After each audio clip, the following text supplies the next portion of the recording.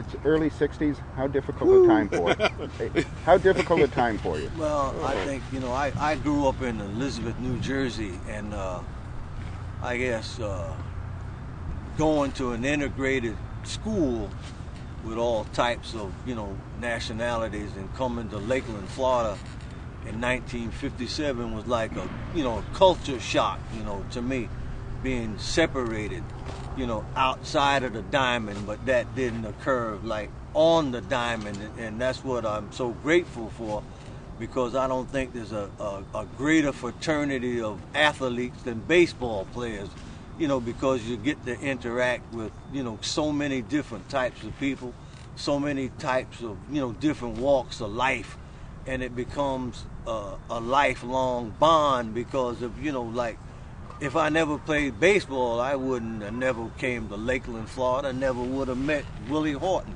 Some of the guys that I met, like even in 1957 on our Erie team, a guy by the name of Ted Brezink, lifelong friend that we still stay in contact after all of these years, and it wasn't a factor of me being black and him white. It was just two people, exactly, two individuals, and treating each other like we were people, and I appreciate that.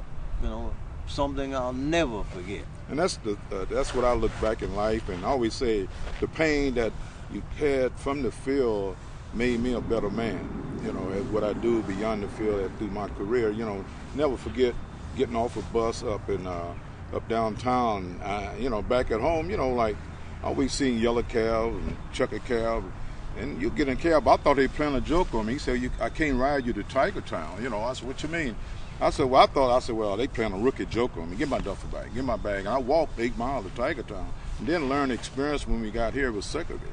And then, from that, I'm so proud of Lakeland. I've been fortunate to come here all these years, although I've been waiting to come back. But I've been part of this town and coming back, getting involved, helping. Cameron, one year I come back, Mr. Cameron got him and said, what are you doing? Came back and picked the Polk Theater, because it was integrated, it wasn't separate. So it came back and got involved with the school kids and stuff like that. And, I can sleep in black or white people home now. And just to see everything grow. But I tell people the pain you had, it's like I had to carry it on further through Jackie Roberts, down through this man sitting here, through the Gates Brown and these guys, Billy Bruton. I had to carry the courts, and so I'm just very proud of what I accomplished, not on the field, beyond the field, and what life in general that God gave me through the pain to help other people. And I said, man, we won 101 games in 1961 and finished 8 games behind the Yankees. And, like today, it's unheard of, because I guess a team, if they win 95, 96 games, they usually, win the pennant. But it was, a thrill for me, just to be involved in something so intense, like over the course of a game, because I think I was fortunate enough as a rookie to participate in, 162 games. And that was, like a thrill for me, just to be out there and to do something that, I grew up as a child wanting to do, and that was to play baseball. And that's why in my heart, I thank God for guys like Jackie Robinson, who in 1947 integrated baseball, and it was only like 10 short years after that I signed my first, contract with Detroit, was in 1957.